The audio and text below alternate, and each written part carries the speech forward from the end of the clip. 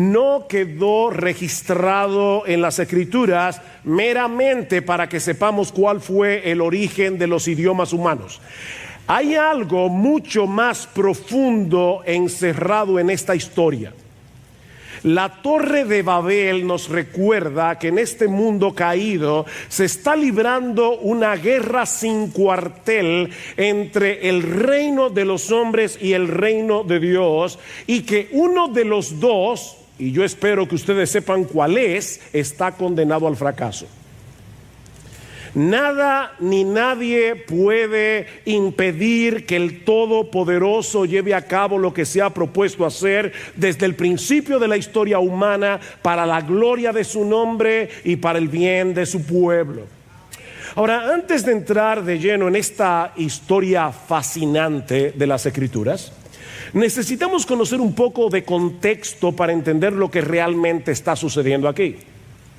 Tan pronto Dios crea al hombre a su imagen y semejanza, en Génesis capítulo 1, versículos 26 al 28, Dios les hace saber que su propósito era esparcirlos por toda la tierra. El hombre recién creado tenía la responsabilidad de llenar la tierra de imágenes vivientes de Dios a través de la procreación para cuidar y cultivar la tierra. Y a pesar de que en Génesis capítulo 3 Adán y Eva deciden rebelarse contra la autoridad de Dios y proclamar su autonomía, ese propósito original permanece, y eso lo vemos claramente después del diluvio en Génesis capítulo 9, tanto en los versículos 1 como en el versículo 7. Dios le dice a los hijos de Noé que ellos deben ser fecundos, multiplicarse y llenar la tierra. Otra vez, cuando llegamos al capítulo 10,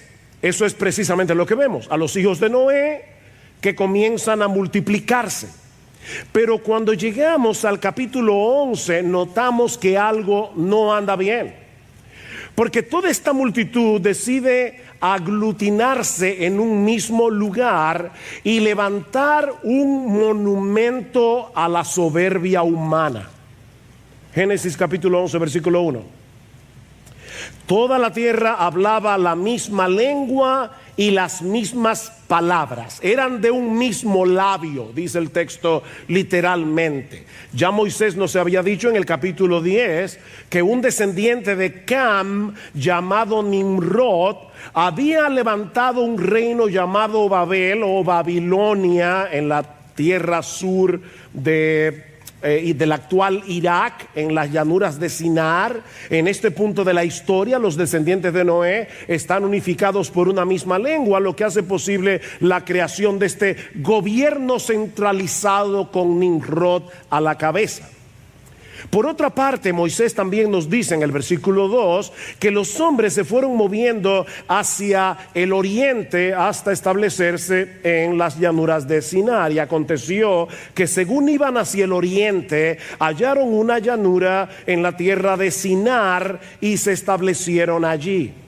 Ahora, esto es interesante porque ya sabemos por el capítulo 3 que después de la caída, Adán y Eva fueron expulsados. ¿Hacia dónde? Hacia el oriente del Edén. Luego llegamos al capítulo 4 y vemos que en el caso de Caín, este se estableció en la misma dirección, hacia el oriente. Es como si los seres humanos se fueran alejando cada vez más del Edén, hasta que al llegar a esta llanura, ellos deciden reconstruir su paraíso terrenal.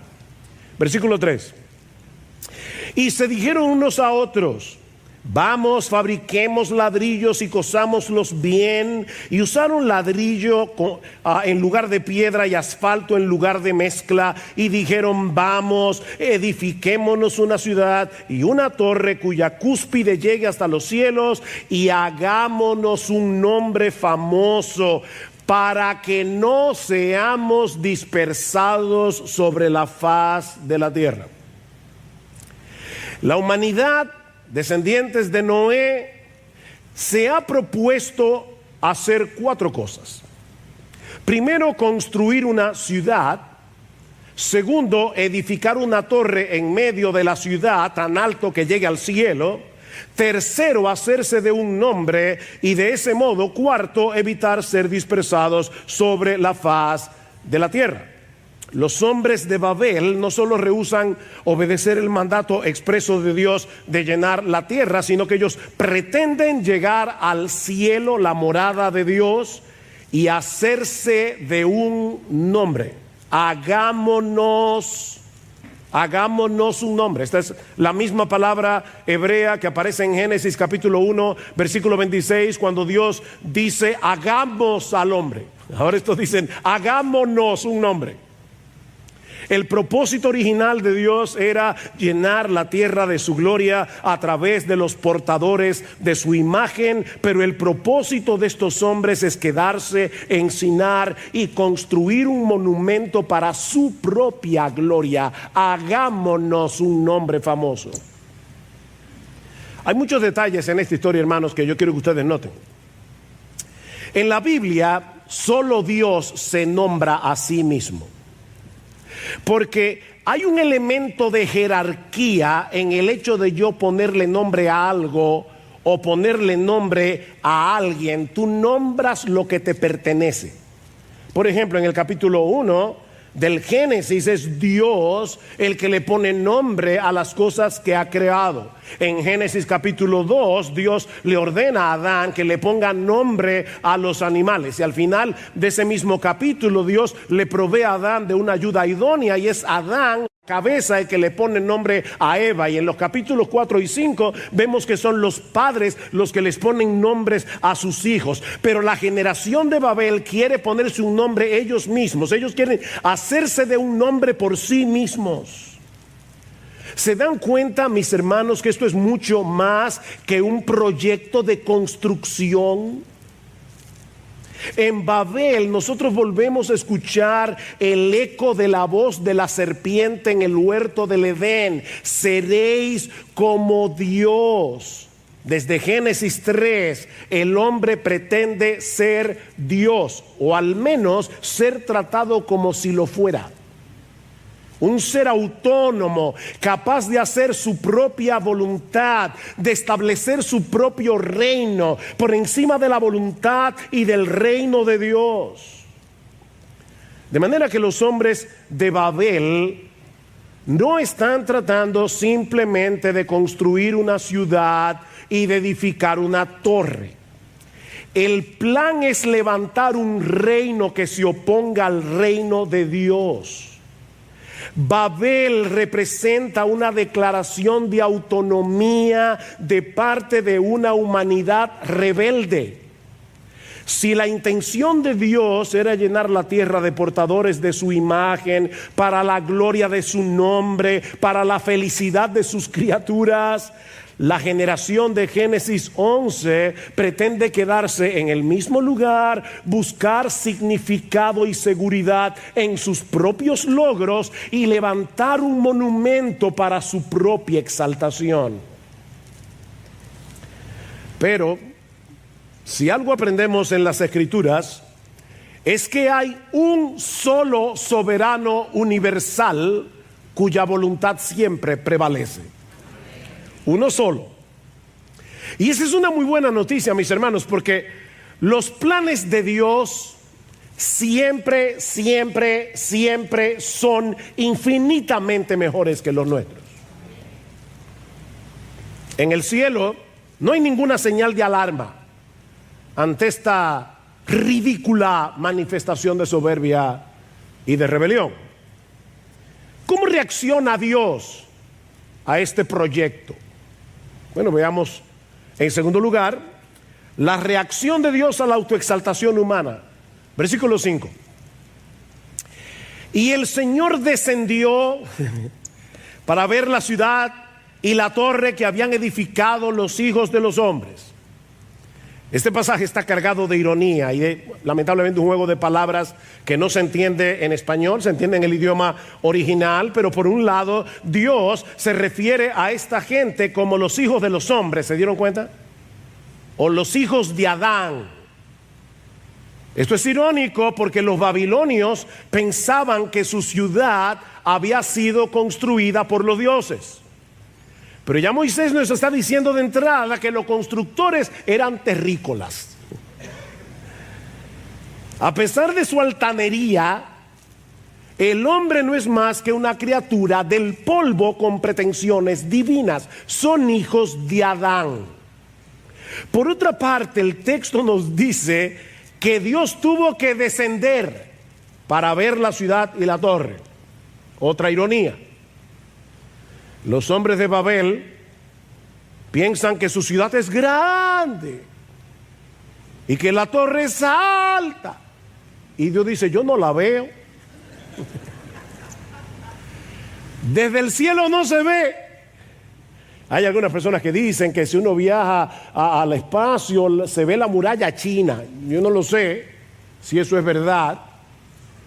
Pero lo que dice aquí es que Dios tuvo que descender porque desde el cielo parecían hormigas creando un disparate. Obviamente, sobre todo chicos que están aquí, esto no es literal. Dios no necesita moverse de sitio para ver lo que hacen los hombres. Pero el texto quiere resaltar la ridiculez de la pretensión humana ante la grandeza de Dios. Dice el profeta Isaías que las naciones le son como la gota de agua que cae del cubo y como menudo polvo en las balanzas le son estimadas. Que son todas las naciones juntos para Dios. Una gota de agua, ustedes han visto cuando están limpiando la casa y del cubo se cae una gota de agua. Bueno, esas son todas las naciones juntas delante de Dios. Una mota de polvo, nada. Y más adelante sigue diciendo, Él está sentado sobre el círculo de la tierra, cuyos moradores son como langostas. Él convierte en nada a los poderosos y a los que gobiernan la tierra hace como cosa vana. Hablando en un lenguaje actual, la ONU, la OEA, la OTAN y cualquier otra organización que tú te puedas imaginar, aunque parecen grandes torres, organismos poderosos que están jugando al ajedrez con todos nosotros y que hacen lo que les da la gana, para Dios son nada. Nada. Todas juntas son como la gota que se cae del cubo. Y el poder de todas esas naciones llegará hasta donde Dios le permita llegar. Una humanidad rebelde conglomerada para alcanzar un mismo propósito es un problema, y no para Dios, para nosotros, los hombres. Un gobierno mundial de pecadores, como algunos pretenden eliminar todas las fronteras, hacer un gobierno mundial de pecadores, eso no es un sueño, eso es una pesadilla. Había que diluir esa concentración de maldad. Y eso es lo que hace Dios. Versículo 6. Y dijo el Señor, he aquí son un solo pueblo y todos ellos tienen la misma lengua y esto es lo que han comenzado a hacer y ahora nada de lo que se propongan hacer les será imposible. ¿En qué sentido? Bueno, como dice un comentarista, si ellos logran su propósito, sus corazones babilónicos llegarían a ser impenetrables e irremediables. Así que Dios tiene que hacer algo. Versículo 7.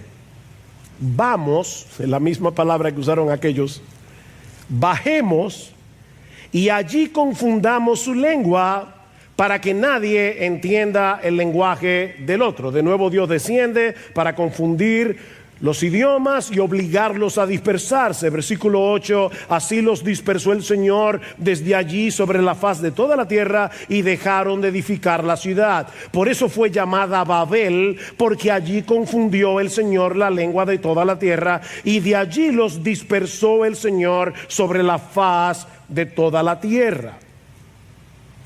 Lo que ellos rehusaron hacer voluntariamente, tuvieron que hacerlo a la fuerza. Y el gran nombre que buscaban para sí mismos termina siendo una humillación, un recordatorio de su propia necedad. Dice en el versículo 9 que la ciudad fue llamada Babel y esto significa confusión. ¿Por qué? Porque allí confundió el Señor la lengua de toda la tierra. Mis hermanos, los miles de idiomas y dialectos que existen en el mundo no son una manifestación de la capacidad humana para inventarse tantas formas distintas de comunicación. No, mis hermanos, esto no es un logro, esto es un recuerdo de nuestra necedad. Y de que la voluntad de Dios siempre termina imponiéndose sobre toda rebelión. Dios es Dios. Miren, hermanos, cuando el adversario es Dios, el otro lleva todas las de perder. Mi amigo que estás aquí sin Cristo, cuando el adversario es Dios, tú llevas todas las de perder. De hecho, cientos de años más tarde, uno de los reyes babilonios llamado Nabucodonosor tuvo que reconocer, Daniel 4, y aquí lamentablemente tenemos que decir que Nabucodonosor tenía una mejor teología que muchos evangélicos hoy. ¿Qué dice Nabucodonosor? Todos los habitantes de la tierra son considerados como nada, y él hace según su voluntad en el ejército del cielo y en los habitantes de la tierra, y no hay quien detenga su mano y le diga ¿qué haces? ¿Han visto esos niños que van a tomar un adorno y el padre le dice no? Y el niño vuelve, no. Bueno, nadie le puede decir a Dios no. No hay quien detenga su mano. No hay quien lo llame a cuentas y le pregunta ¿qué haces? Los hombres de Babel decidieron quedarse en un mismo lugar, hacerse de un nombre, llegar hasta el cielo. Al final terminan dispersos y sin poder entenderse unos con otros. Y aunque este pasaje no contiene una promesa explícita de gracia, como de hecho sí ocurre en cada uno de los juicios que encontramos en el libro del Génesis hasta el capítulo 11, yo creo que la misericordia de Dios se manifiesta en el juicio mismo. Hermanos, yo repito esto de nuevo. Si los hombres de Babel hubieran tenido éxito en establecer en la tierra un reino secular globalizado, para usar una palabra que está de moda, que abarque a todo el mundo, no habría habido lugar para el establecimiento del reino de Dios. Pero Dios tiene un plan con este mundo rebelde. Y eso lo vemos inmediatamente después de Babel con el llamamiento de Abraham. Ya leímos Génesis capítulo 12, versículos 1 al 3. Y el Señor dijo a Abraham: vete de tu tierra, de entre tus parientes y de la casa de tu padre, a la tierra que yo te mostraré. Haré de ti una nación grande, te bendeciré, yo engrandeceré tu nombre y serás bendición. Bendeciré a los que te bendigan, al que te maldiga maldeciré, y en ti serán benditas todas las familias de la tierra. Lo que los hombres de Babel querían lograr por sí mismos, Dios promete dárselo a Abraham de pura gracia y bendecir a todas las naciones que surgieron de Babel a través de uno de los descendientes de Abraham. Dios mismo habría de unificar a gente de todo pueblo, lengua y nación, pero no alrededor de una torre, no a través de un gobierno mundial centralizado.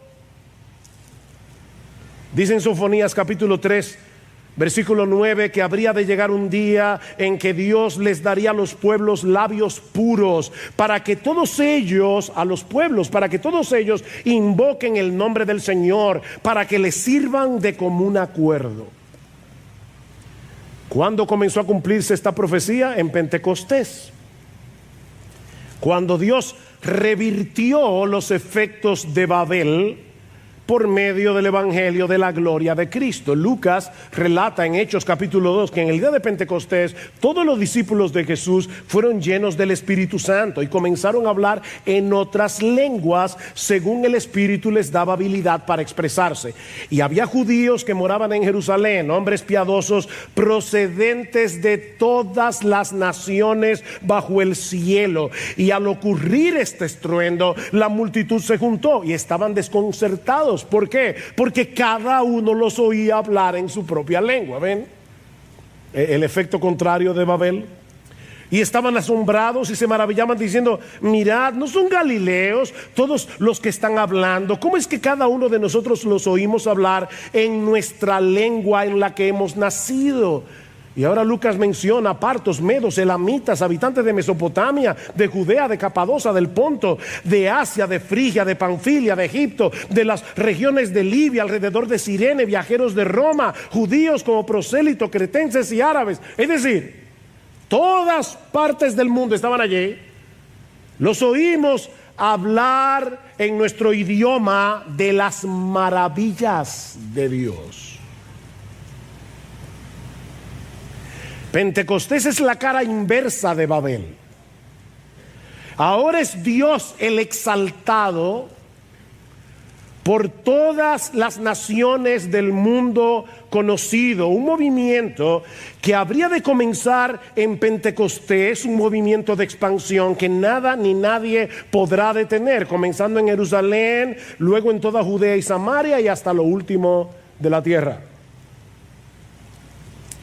Mis hermanos, Babilonia, y hablo de Babilonia, ¿verdad?, como un símbolo del poder secular, del poderío mundial de las naciones. Babilonia parece invencible. Babilonia hoy parece arrolladora. Pero ¿saben qué? Babilonia caerá para no volver a levantarse nunca más. Léete Apocalipsis capítulo 17, léete Apocalipsis capítulo 18, los primeros versículos del capítulo 19. Ha caído Babilonia, y los efectos de Babel que fueron revertidos en Pentecostés, ¿saben qué? Al final resultarán en una mayor gloria para nuestro Señor Jesucristo. Algún día tú y yo contemplaremos lo que Juan solo pudo ver en una visión. Una gran multitud que nadie podía contar, de todas las naciones, tribus, pueblos y lenguas, que salieron de Babel de pie delante del trono y delante del Cordero, vestido con vestiduras blancas y con palmas en las manos, clamando a gran voz: la salvación pertenece a nuestro Dios que está sentado en el trono y al Cordero. Ese Salvador que murió en debilidad en una cruz, resucitó con poder y recibió de su Padre un nombre que es sobre todo nombre, para que en el nombre de Jesús se doble toda rodilla y toda lengua de los miles idiomas y dialectos que salieron de Babel, confiesen que Jesucristo es el Señor, para la gloria de Dios el Padre. Como Dios siempre gana, la rebeldía de Babel ha resultado en una mayor gloria, o déjame insistir en esto, en una gloria globalizada, pero para el nombre de Jesús. ¿Saben que los creyentes de Pentecostés trataron de hacer lo mismo que la gente de Babel? ¿Qué trataron de hacer los creyentes después del día de Pentecostés? O quedarse todos junticos allí y adorar al Señor en Jerusalén. Pero Dios tenía un plan, ¿recuerdan? Llenar la tierra de sus imágenes vivientes. Así que Dios tuvo que esparcirlos otra vez, levantando ahora una persecución. Y este evangelio del reino se predicará en todo el mundo como testimonio a todas las naciones, y entonces vendrá el fin. Ese es el plan. Este fin de semana, ya lo dijimos, el Señor nos ha dado el privilegio de acoger entre nosotros a pastores y líderes que han venido al intensivo pastoral, porque estamos interesados en lo que Dios está haciendo en otras provincias de su reino. Porque, mis hermanos de IBCJ, Todo creyente debe estar interesado en el movimiento misionero. Todo verdadero creyente tiene que estar interesado en la expansión del evangelio. Si no vas tú, debes ayudar a los que van o orar por aquellos que ya están allí, predicando el evangelio.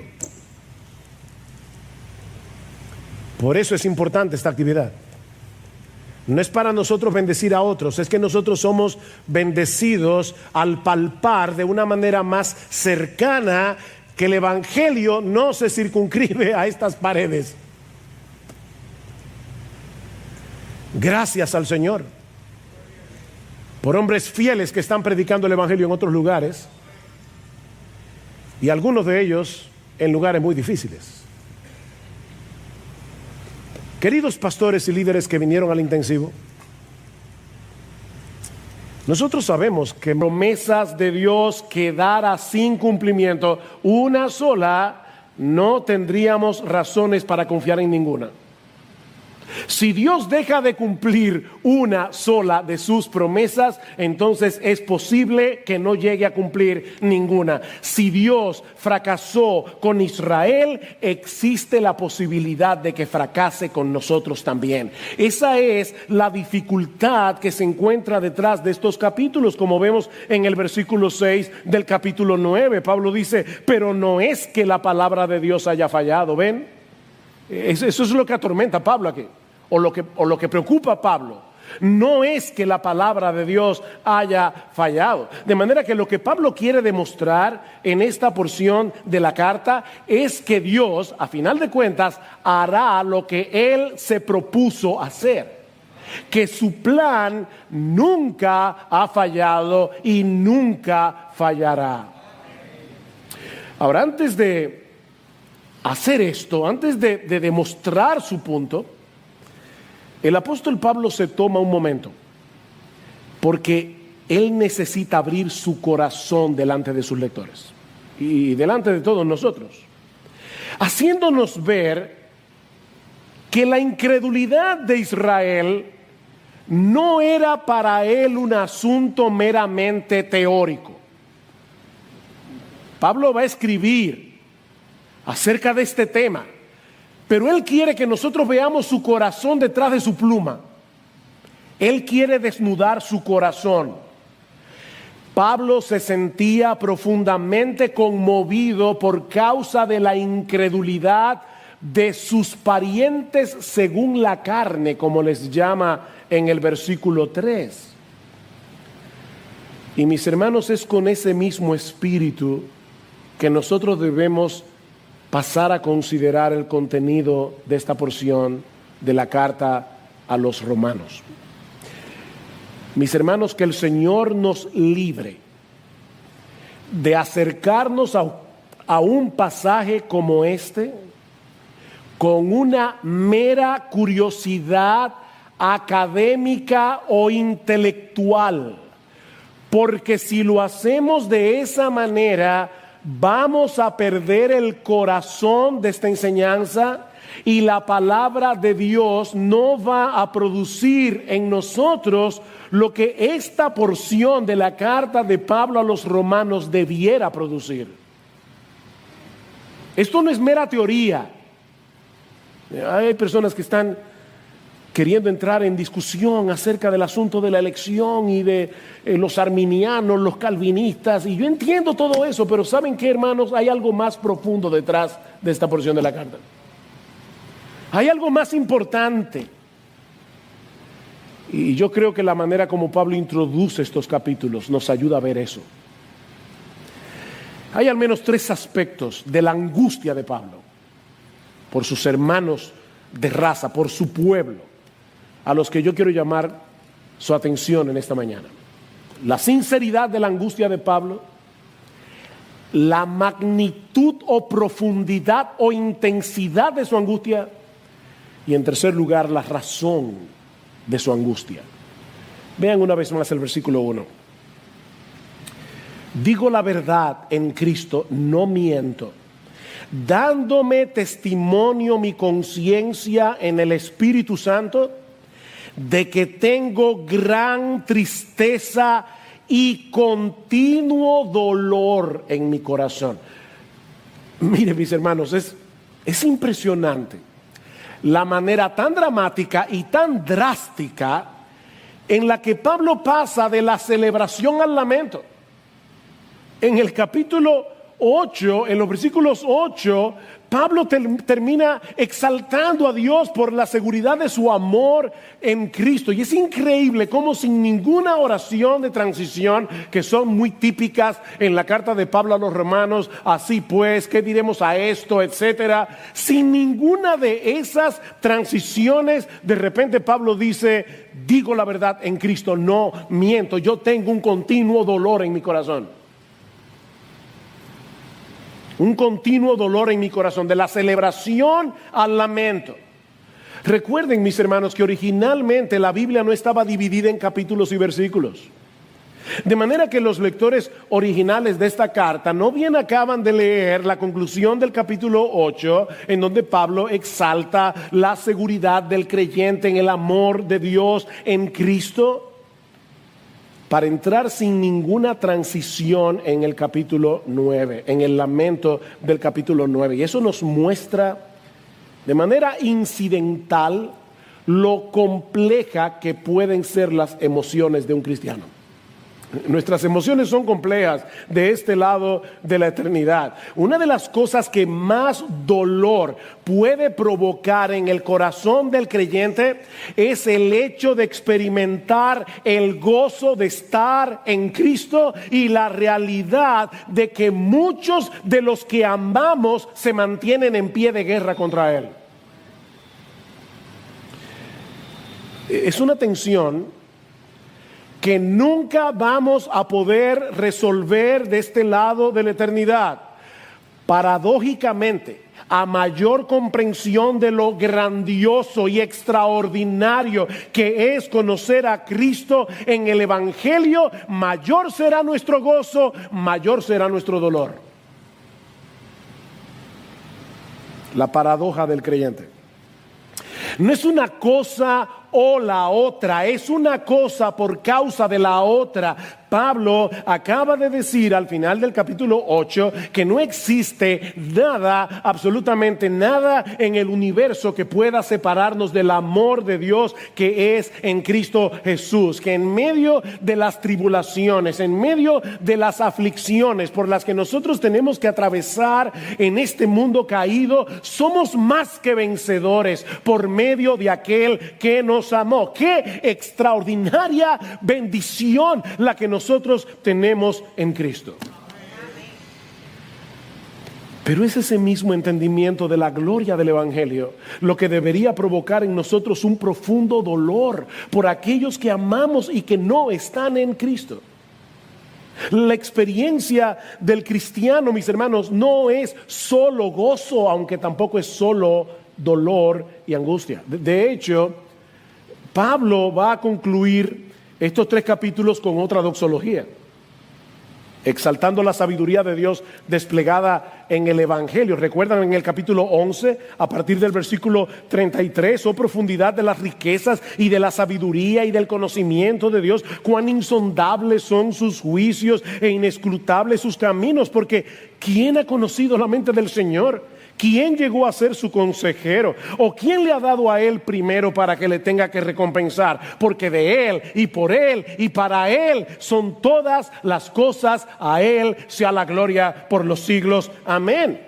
Exaltación al final del capítulo 8. Exaltación al final del capítulo 11. Dolor y lamento en el capítulo 9. Y Pablo quiere que sus lectores no tengan ninguna duda de la sinceridad de sus palabras. Digo la verdad en Cristo. Digo la verdad en Cristo. En otras palabras, cuando hablo, lo hago como alguien que ha sido unido a Cristo por la fe. Es como cristiano que yo les digo esto y por lo tanto no miento. La mentira no es una opción para el creyente. Sabemos que no podemos confiar ciegamente en las personas porque muchos mienten, pero cuando el cristiano habla, lo hace en Cristo, lo hace en unión con aquel que es la verdad encarnada. Cristo es la encarnación de la verdad. Y Pablo está diciendo, es en unión con Cristo que yo les digo lo que les estoy diciendo. Yo no miento. Y mi conciencia me da testimonio en el Espíritu Santo de que no me estoy autoengañando. Esto es real. Esto es lo que yo estoy sintiendo en mi corazón. Un continuo dolor por causa de la incredulidad de mis hermanos de raza. Y él quiere que los creyentes de Roma sepan esto, especialmente los creyentes judíos. Porque a lo largo de su ministerio, recuerden que Pablo era el apóstol a los gentiles. Muchos judíos podían acusar a Pablo de haberse pasado de bando. Muchos podían acusar a Pablo de ser antisemita. Y algunas de las declaraciones que Pablo hace de los judíos en la misma carta a los romanos puede llevar a algunos a esa conclusión. Ahora Pablo renegó de su raza, renegó de su pueblo, se convirtió en un antisemita. Y Pablo dice, no, yo estoy siendo absolutamente sincero aquí, yo estoy desnudando mi corazón delante de ustedes para que vean el dolor, la tristeza, la angustia continua que yo siento por la incredulidad de mi pueblo. Ese mismo entendimiento de la gloria del Evangelio, mis hermanos, debería provocar en nosotros un profundo dolor por aquellos que amamos y que no están en Cristo. Un profundo dolor. Y eso nos lleva a nuestro segundo encabezado: la intensidad de su angustia. No solamente la sinceridad de su angustia, sino la intensidad. Vean otra vez. Digo la verdad en Cristo, no miento, dándome testimonio en mi conciencia en el Espíritu Santo de que tengo gran tristeza y continuo dolor en mi corazón. Ahora, esto es sorprendente porque aunque Pablo era judío, desde su conversión al cristianismo había sufrido mucho por causa de ellos. 5 veces he recibido de los judíos 39 azotes, dice Pablo en 2 Corintios 11:24. A los judíos no se les permitía darle hasta 40 azotes a un judío. Así que a Pablo le dieron 39, para no violar la ley, para no violar la regla. 39 azotes, 3 veces. 3 veces he sido golpeado con vara. Una vez fui apedreado. Y eso por solo mencionar algunas de las cosas que Pablo tuvo que sufrir mientras llevaba el evangelio de Jesucristo a lo largo del mundo greco-romano. Y sin embargo, era por esas mismas personas que Pablo estaba experimentando esta profunda tristeza y ese continuo dolor en su corazón. Por eso es que les decía hace un momento que no debemos abordar este pasaje con una mera curiosidad intelectual. La incredulidad de los judíos no era un asunto teórico para Pablo. Mis hermanos, nosotros debemos pedir al Señor en oración que nos ayude a internalizar lo que implica la perdición de los perdidos. Debemos orar al Señor que el Espíritu Santo nos recuerde continuamente que el infierno es real y que el infierno es eterno. Debemos orar por eso. Debemos orar que el Señor encienda en nosotros un deseo ferviente de orar por los incrédulos y en la medida de las posibilidades de cada uno, procurar que se expongan al Evangelio. ¿Qué dice Pablo en el capítulo 10, hermanos? El deseo de mi corazón y mi oración a Dios por ellos es para su salvación. Ese es el deseo de mi corazón. Y esta semana De verdad que me sentí muy avergonzado. Me avergüenza, de verdad me avergüenza leer esas palabras, porque reconozco que yo necesito más de ese corazón. Yo necesito más de ese corazón. Y miren, mis hermanos, yo sé que ahora en tiempos de pandemia estamos limitados, tenemos menos contacto con la gente. Ahora tenemos que ser más creativos para poder llevarles el evangelio. Pero mis hermanos, la gran comisión no ha quedado en suspenso. La gran comisión no ha quedado en pausa por causa del coronavirus. Ni la perdición de los perdidos tampoco. Mis hermanos, los incrédulos se encuentran en una terrible condición. En una terrible condición de la que solo Cristo los puede librar. No hay salvación fuera de Jesús. No hay salvación sin el evangelio. Y eso nos lleva precisamente al tercer aspecto de la angustia de Pablo, la razón, su razón. Versículo 3, porque desearía yo mismo ser anatema, separado de Cristo por amor a mis hermanos, mis parientes según la carne.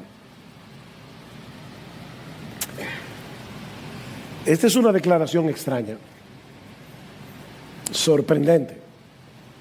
Sí, Pablo quiere decir lo que está diciendo, y lo voy a explicar en un momento. Pero antes, yo quiero que ustedes noten la conexión que hace Pablo entre ser anatema y estar separado de Cristo. Estar separado de Cristo es estar bajo la maldición de Dios, que es lo que significa la palabra anatema, dedicado a la destrucción. Debo decir que esta palabra en el Antiguo Testamento a veces se usa en sentido positivo. Anatema puede ser algo dedicado al servicio de Dios, no solo algo negativo. Pero siempre que Pablo usa la palabra anatema, siempre la usa con una connotación negativa.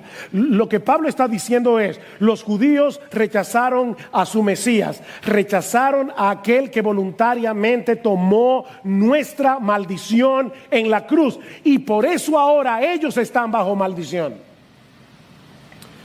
Pablo va a decir en Gálatas capítulo 3 que Cristo nos redimió de la maldición de la ley, hecho por nosotros maldición, porque está escrito: maldito todo el que es colgado en un madero. De manera que solo hay dos alternativas en lo que respecta a la salvación: o estamos en Cristo y bajo la bendición de Dios, o fuera de Él y bajo la maldición divina. No hay una tercera opción. Otra forma de decirlo es que en este mundo solo existen dos clases de personas: aquellos a quienes Cristo libró de la maldición de la ley, habiendo llevado Él mismo esa maldición en la cruz, y aquellos que recibirán eternamente el castigo que merecen sus transgresiones en las llamas del infierno, donde no hay una gota de la misericordia de Dios.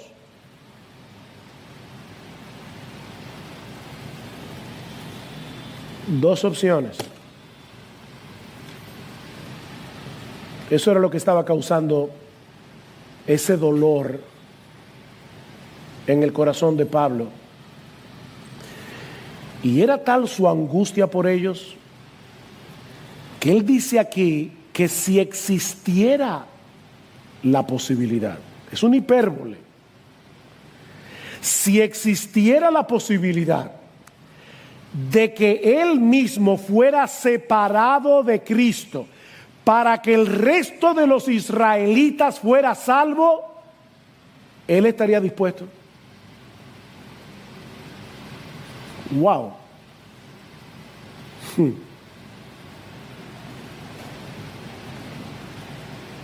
Con razón Pablo dijo: imítenme a mí como yo imito a Cristo, porque Cristo sí estuvo dispuesto a ser abandonado por el Padre en la cruz para que nosotros pudiésemos ser salvados.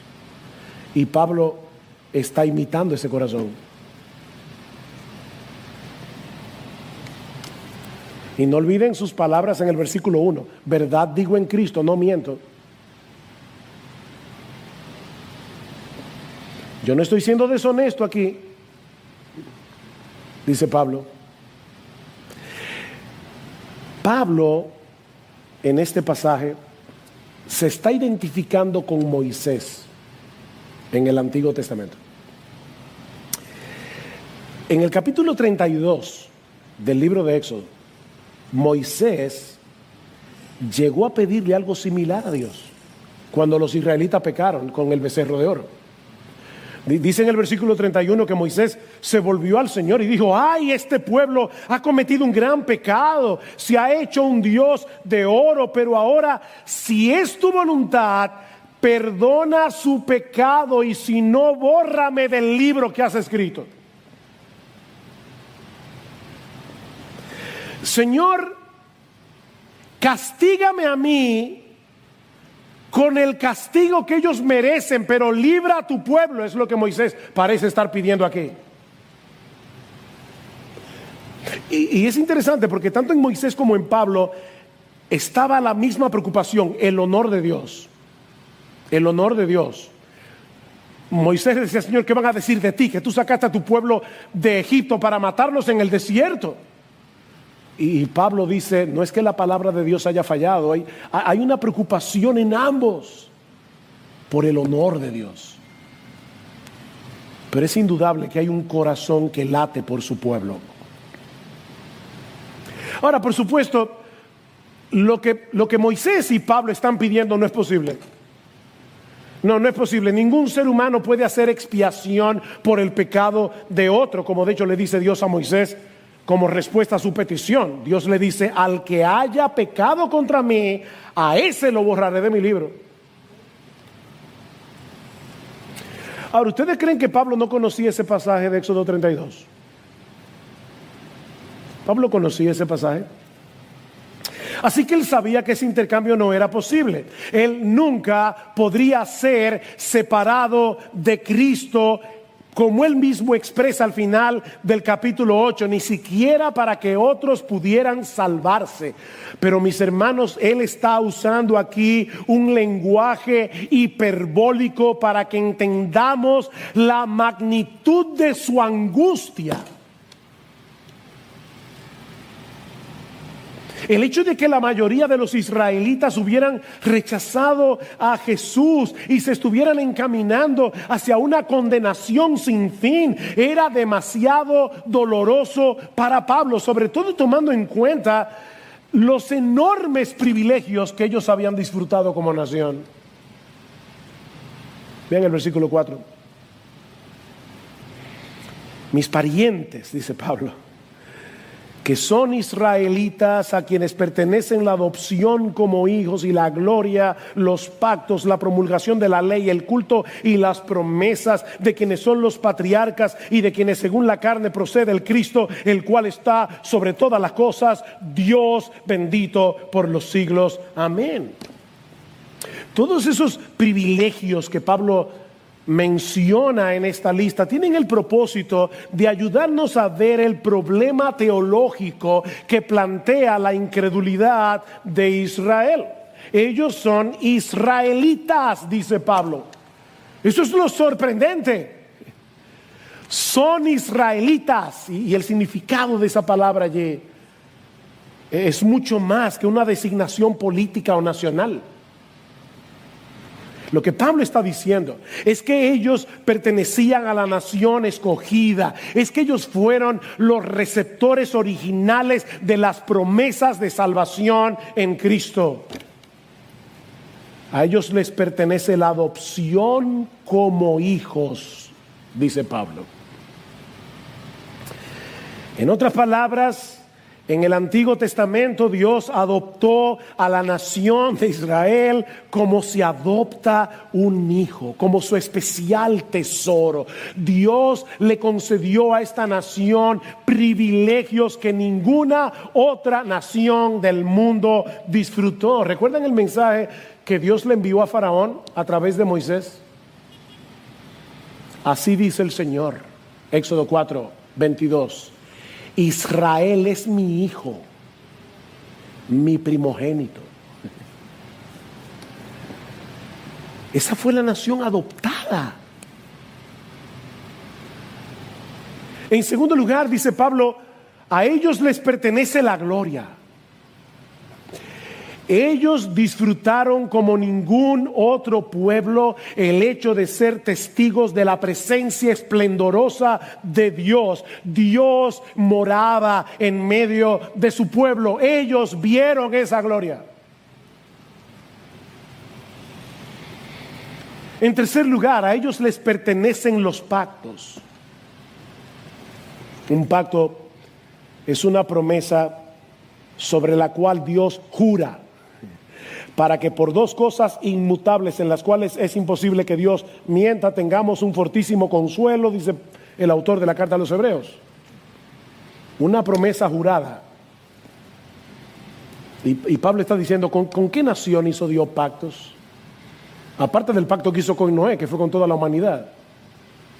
Pero fue con Israel.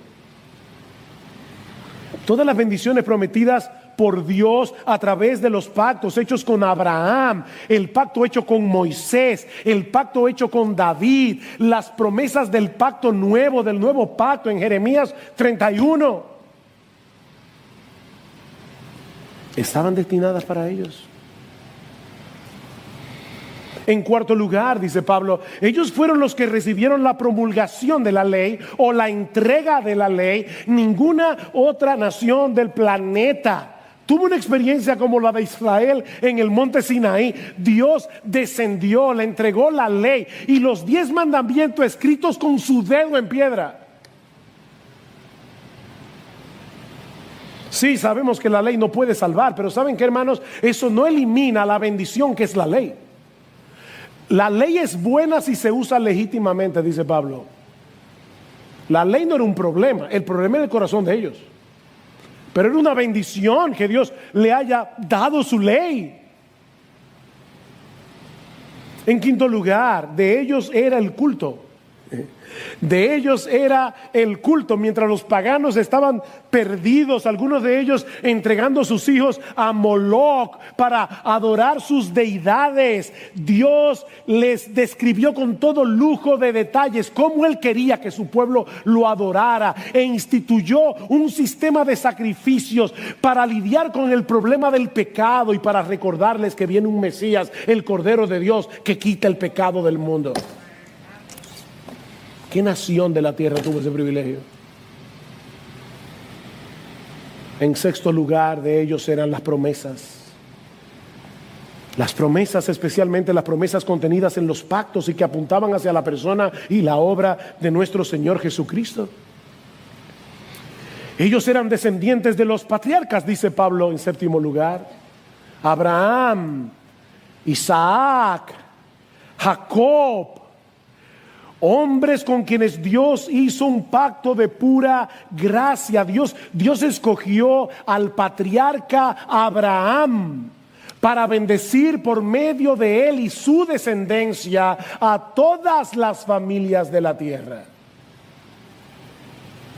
Así que no era cualquier cosa ser descendiente de los patriarcas. En el capítulo 11, cuando Pablo trate con el problema de la salvación de Israel, Pablo va a decir en el versículo 28, en cuanto al evangelio, son enemigos por causa de vosotros, pero en cuanto a la elección de Dios, son amados por causa de los padres. ¿Ven? Los patriarcas.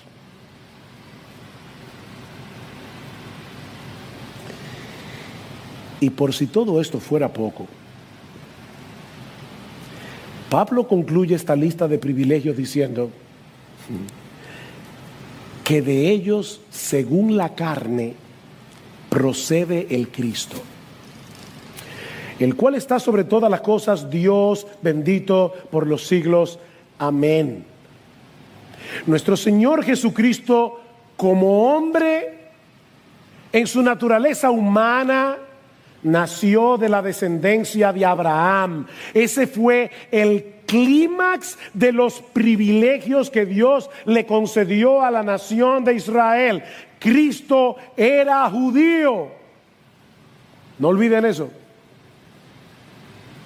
Cristo era judío, descendiente de Abraham.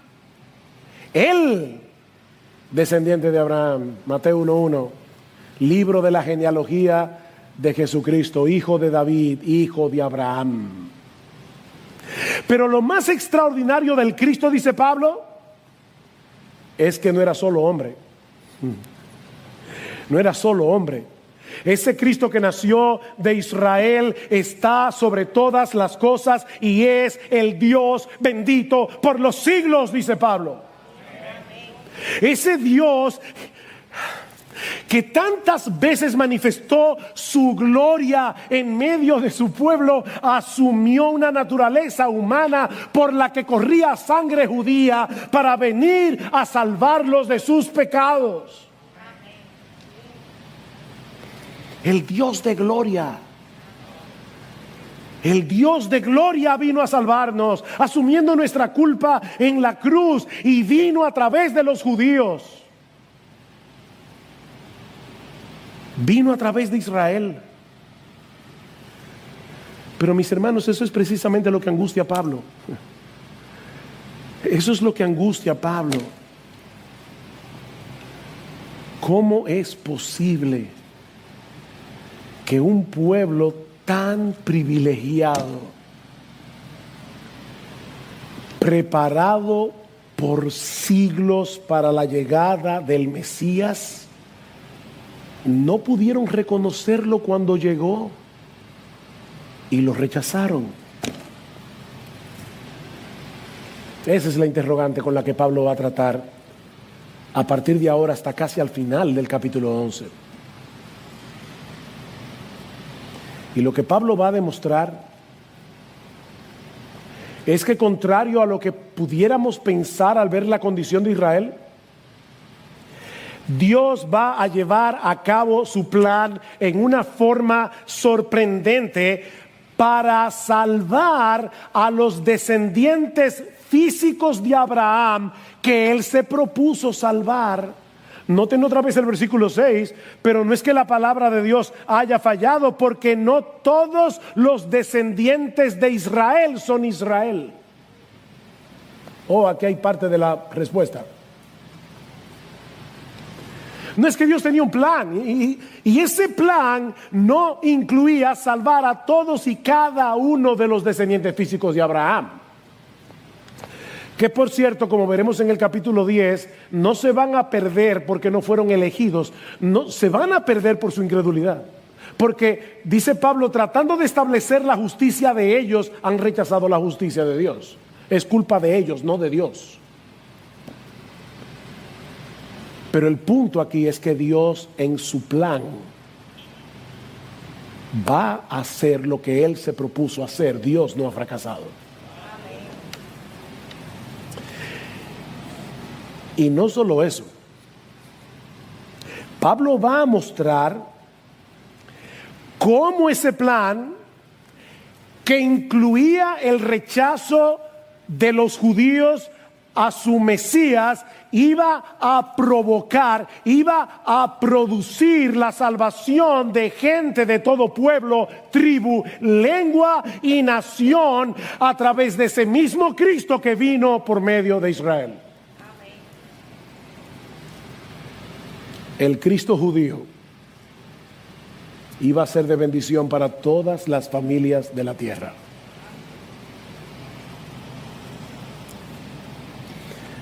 De manera que el plan de Dios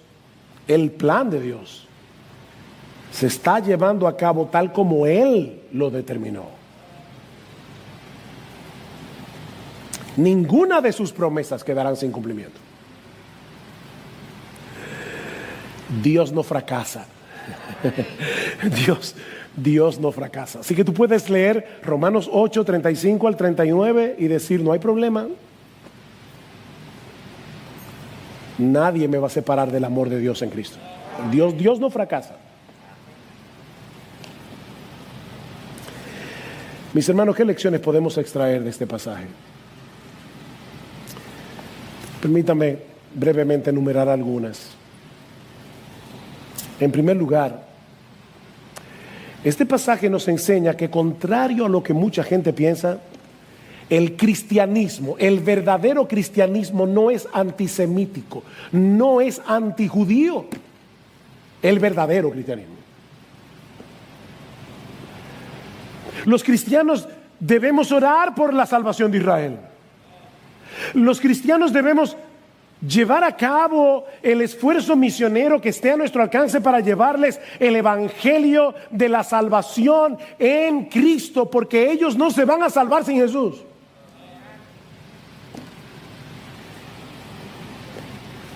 Antisemítico sería no predicarles el evangelio. Cuando fuimos a Israel hace ya 2 o 3 años, tuvimos la oportunidad de cenar en casa de un rabino durante el Sabbat y ver cómo ellos celebraban el Sabbat. Fue una experiencia única. Y cuando yo oí a este hombre, el texto que me venía a la mente toda la noche era: el que no tiene al Hijo no tiene al Padre. El que no tiene al Hijo no tiene al Padre. Nadie se va a salvar por ser judío.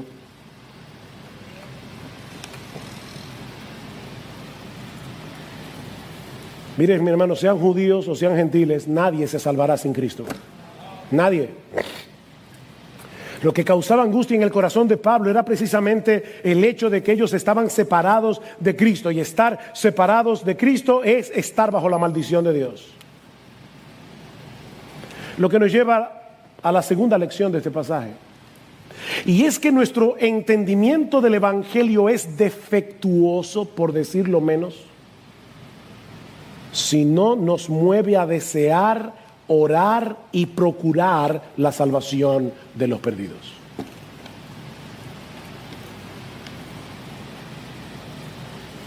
El evangelio es tan extraordinario. Cristo es tan glorioso. La salvación que tenemos en Él es tan sorprendente que deberíamos desear con todo nuestro corazón que otros puedan experimentar la enorme bendición de conocerle a Él y de estar en Él. Sí, no todos tenemos los mismos dones. Hay hermanos que tienen una facilidad increíble para compartir el evangelio con otros. No todos tenemos las mismas oportunidades de compartir el evangelio. Pero, mis hermanos, debemos clamar a Dios que nos conceda un deseo renovado. Debemos clamar a Dios que nos conceda un deseo renovado de ver a muchos venir a los pies de Cristo en arrepentimiento y fe. Y no solo para que puedan escapar del infierno. No es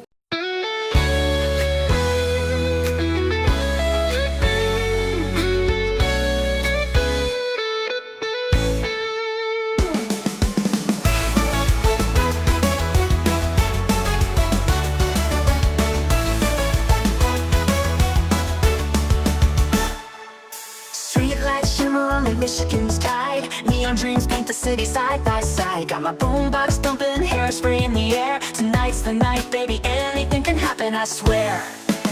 He's got eyes like fire, a smile like a summer day. And when he looks at me that way, my heart just starts to sway. He's across the room, but I know what he's thinking. Underneath this disco ball, our hearts are gonna be linking. Windy City nights, hearts beating like a drum.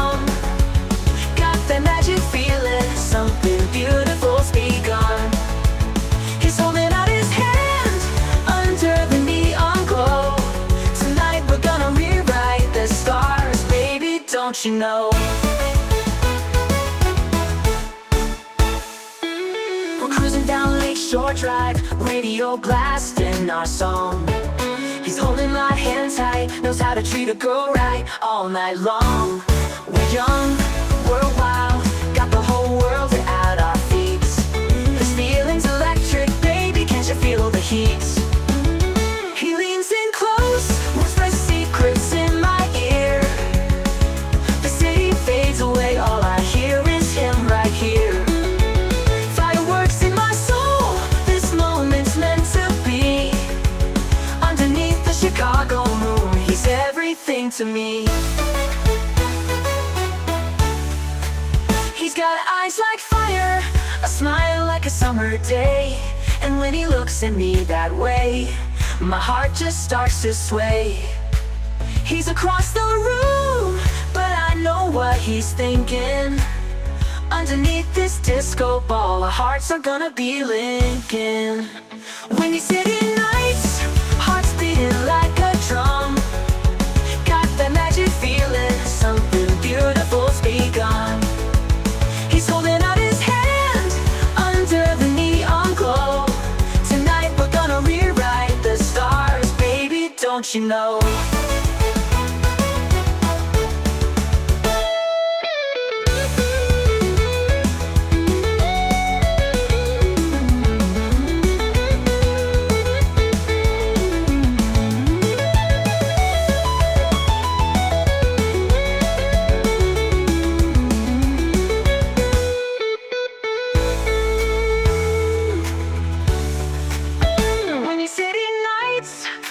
Beating like a drum, got that magic feeling, something beautiful's begun.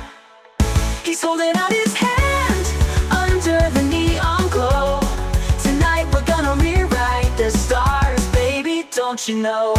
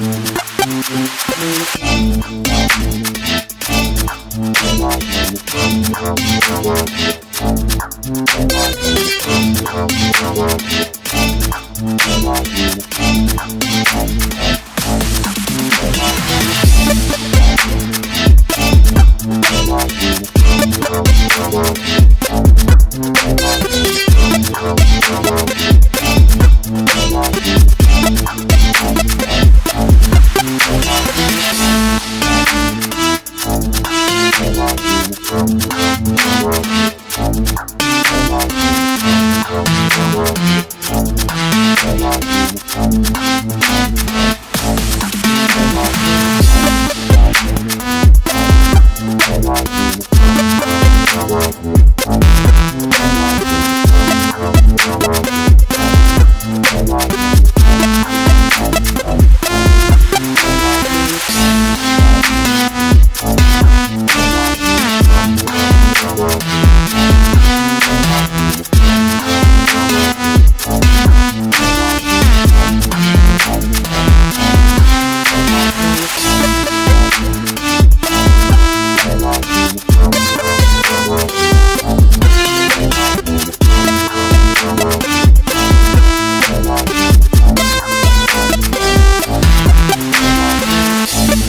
Bye.